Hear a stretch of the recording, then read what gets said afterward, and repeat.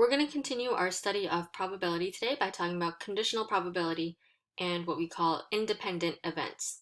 So let's start off with conditional probability. So conditional probability of event E given some event F is written as this notation here, P parentheses E with a line, a vertical line, and then F is the probability of E intersected with F in the numerator divided by the probability of F in the denominator. Now the probability of F cannot equal 0 because it's in the denominator.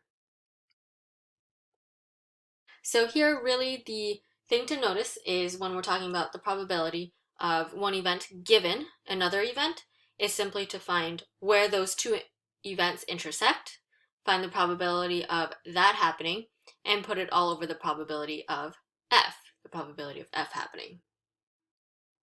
Take a look at example 1.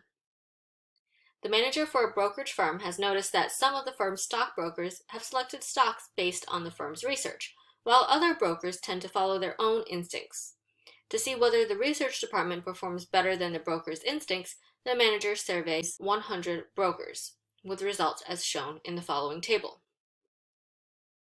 Okay, so just so that we have an understanding of this table, in the first row we have used research, we call that B, and in the second row we have didn't use research, we call that B prime. And then each column represents whether they picked stocks that went up or didn't pick stocks that went up. So we say picked stocks that went up, we call that A, and didn't pick stocks that went up, we call that A prime. And then on the very bottom row and the last column, those are all just the totals. All right, so find the probability of B given A, the probability that the broker used research, given that the broker picked stocks that went up. All right, so remember for conditional probability, you want to find the probability of the intersection of those two sets, so in this case B and A, and put it over the probability of the given event, which in this case is A. So you want to look for the intersection of B and A. In this case, that's the first entry there that says 30. And then you put that over the probability of A. Now you can just look at the total there, and you can see that that's equal to 60. So 30 over 60, so that's equal to 1/2. Let's look at the next one. Find the probability of A prime given B, which is the probability that a broker didn't pick stocks that went up, given that the broker used research. All right, so again, we are finding the probability of A prime intersected with B over the probability of B. So you want to find how many are in that intersection of A prime and B. In this case, when we look at the chart, it says 15. 15 out of, well, what's the probability of B? You look at the totals for B, and that's 45. So this is equal to 15 over 45, which is equal to 1/3 after simplification. All right, part C.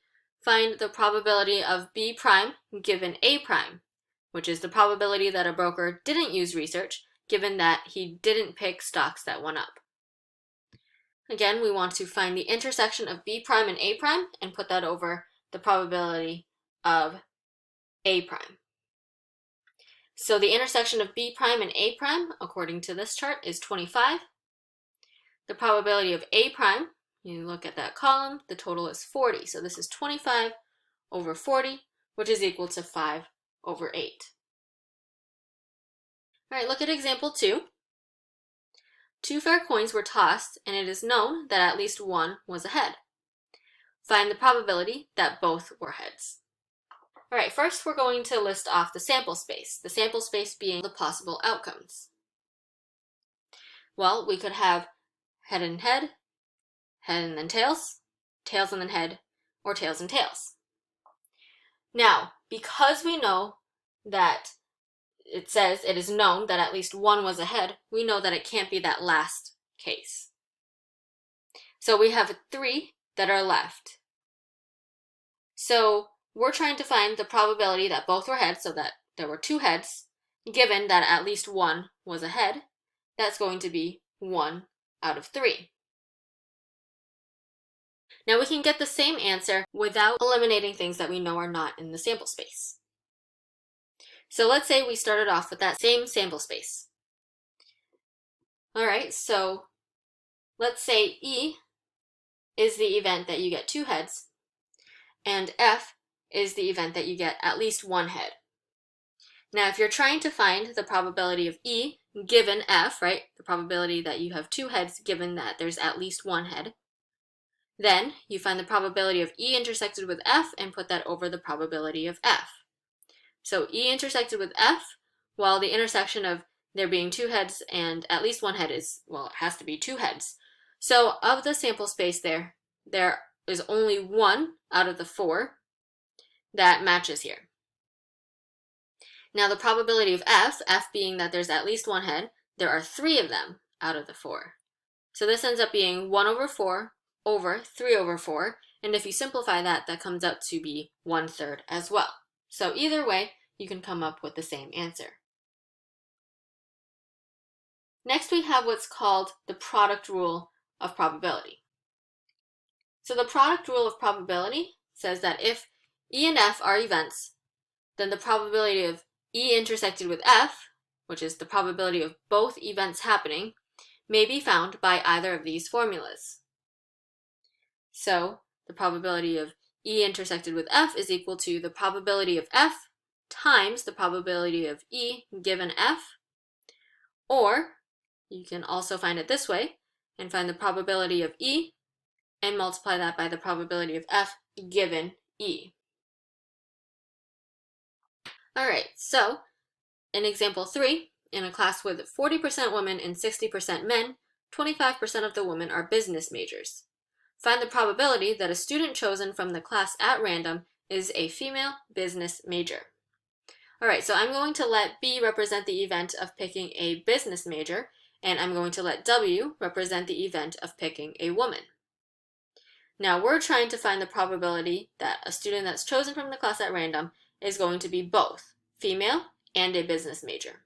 So we're trying to find the probability of B intersected with W, which, according to what we just wrote down, is equal to the probability of W times the probability of B given W. Alright, so the probability of W, which is the probability of picking a woman, is going to be 40%, so 0.4. Now, the probability of picking a business major, given that you have a woman, well, we know that 25% of the women are business majors, so we can multiply that by 0.25. Multiplying that together, we get that this is 0.1, so that's 10%. So there is a 10% chance that a student that's chosen from the class at random will be both female and a business major. Alright, example 4. 2 cards are drawn from a standard deck, one after another, without replacement. Part A. Find the probability that the first card is a heart and the second card is red. So in this case, it's probably easiest if we break this down into 2 steps. So what's the probability of getting a heart versus not a heart? And then after getting a heart, what's the probability of getting a red or black? And then after getting not a heart, what's the probability of getting red and black?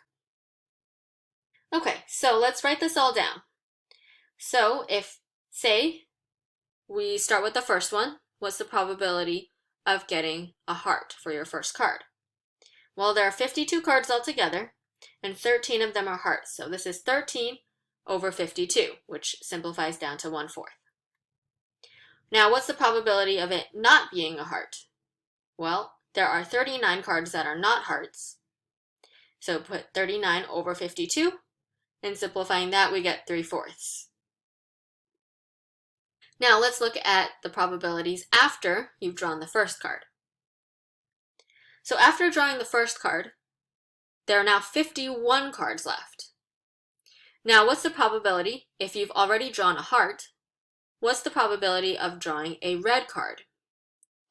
Well, how many red cards would be left if you drew a heart? Well, because there are 26 red cards altogether, and a heart is a red card, there would only be 25 red cards left, and altogether there would only be 51 cards left. So this would be 25 over 51. Now for black cards, if you drew a heart, there are still 26 black cards, but altogether there are still only 51 cards altogether. So 26 out of 51. Now you could continue and finish this off, but it's not necessary because this just asks us to find the probability that the first card is a heart, we found that, and the second card is red, we found that as well. So now we can go ahead and plug this in. So the probability that you get a heart card first and a red card second is going to be the probability that you get a heart first, that's 1/4. Multiply that by the probability of getting a red card second, given that the first card is a heart. Now we've already taken into account that we've come up with, well, after the heart being picked, we only have 51 cards left, and there are only 25 red cards left. So we've already taken that into account here. So multiply this by 25 over 51, and that's equal to 25 over 204. And simplifying that, we get that this is going to be about 12%. So there's a 12% chance that your first card is going to be a heart and your second card is going to be red. Let's look at another example. Find the probability that the first card is red and the second card is also red. So in the first step, we choose a card and it could be red or it could be black. In the second step, after you've chosen the red card, you could also choose a red or a black card for the second card. Or, after you've chosen the black card, you could also get a red or a black card for the second card. So let's say that we chose a red card. What's the probability of choosing a red card? Well, there are 26 out of the 52 that are red. So this is 26 over 52. And same with the black. There are 26 cards that are black and 52 altogether. Simplifying that, we get 1/2. Now, after you've chosen a red card, what is the probability that you will choose another red card? So now we're working with only 51 cards left. If on the first card you chose a red card, that means there are only 25 red cards remaining. So this will be 25 over 51. Now for black cards, there are still 26 black cards because on the first card you chose a red card. So there are 26 black cards still, but only 51 total. Let's do the same thing for the second option. So say you started off by picking a black card. Now what's the probability of getting a red card on your second card? Well, there are only 51 cards left, but there are still 26 red cards. So this will be 26 out of 51. And then for a black card, well, if you've already chosen a black card, that means there are only 25 black cards left and 51 cards total, so 25 over 51. Now we can use this information to find the probability. So the probability that we get a red card first and a red card second is going to be equal to the probability of getting a red card first times the probability of getting a red card second, given that you got a red card first. So the probability of getting a red card first is 1/2, and we multiply that by the probability of getting a red card second, given that we got a red card first. That's going to be 25 over 51. Multiply those two together, and we get 25 over 104, which is about 24%. Next, we're going to talk about independent events. Independent events are events in which the result of one event does not affect the probability of the other event. Formally, events E and F are independent events if the probability of F given E is equal to the probability of F, or the probability of E given F is equal to the probability of E. In other words, given that information E, or given that information F, does not affect the probability of either of those events. Now, for independent events, the product rule applies. So if you have two independent events E and F, the probability of both events E and F is given by the following. So the probability of E intersected with F, so E and F, is equal to the probability of E times the probability of F. Take a look at example 5. A calculator requires a keystroke assembly and a logic circuit. Assume that 99% of the keystroke assemblies are satisfactory and 97% of the logic circuits are satisfactory. Find the probability that a finished calculator will be satisfactory. Okay, so we're trying to find the probability that we have a satisfactory calculator. In order to have a satisfactory calculator, we have to have both a satisfactory keystroke assembly and a satisfactory logic circuit. So the probability of a satisfactory keystroke assembly is going to be 0.99, and the probability of a satisfactory logic circuit is going to be 0.97. Multiplying those together, we get that this is about 0.96. So the probability of having a satisfactory calculator comes out to be about 96%. Now here, notice that we did not have to do a lot in terms of calculation beforehand in like a first step, because having a satisfactory keystroke assembly versus having a satisfactory logic circuit, those are independent events. Having a satisfactory keystroke assembly does not affect having a satisfactory logic circuit, and vice versa. And so therefore, we can apply this rule for independent events and simply multiply the probability of each event.